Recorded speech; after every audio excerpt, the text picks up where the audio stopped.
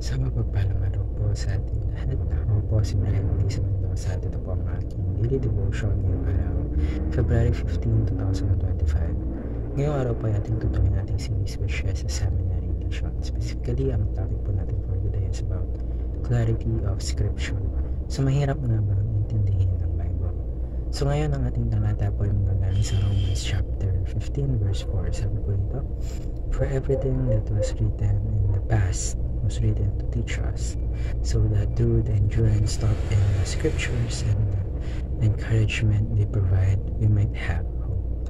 So ngayon, upang ating mas maunawaan kung ano ang nakasaad sa ating talata at upang mas maintindihan natin ang ating devotion for today, ngayon po tayo pwede dako sa ating mga teaching. So first po, the Bible is God's revelation. So meaning po, it is how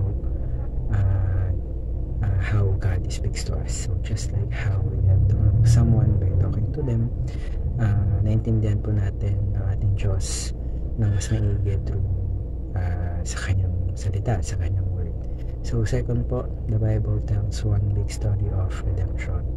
So from Genesis po to Revelation, it's all about how God loves us and how He made a way for us to be saved through Jesus. So it's not just a random book, but it is a beautiful story of love and salvation.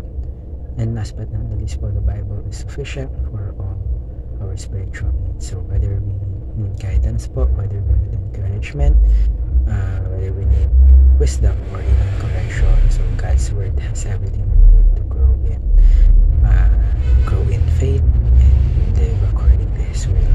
So ngayon po, paano po natin ma-apply ang mga katulad na ito? Ngayon po tayo palitako sa ating application. So una po, take full advantage of God's revealed word. So yung Bible po, it is a gift, and we shouldn't just let it collect dust sa bahay natin. So let's dive into it and discover the truth about God. Ikalawa po, read God's love letter every day. So imagine nyo po receiving a heartfelt letter from someone who loves you deeply. So syempre kapag ganun, hindi mo siya ignore, diba? So in the same way po, we should read the Bible daily, because ang Bible po, it is God's message. Mensahe po ito ng ating Diyos kung paano niya tayo minahal. At last but not the least po, nourish your spiritual life too. So through the Bible. So just like we eat food para maging malakas tayo, meron tayong energy physically, so we need the word of God to stay spiritually strong. So let's not starve our souls.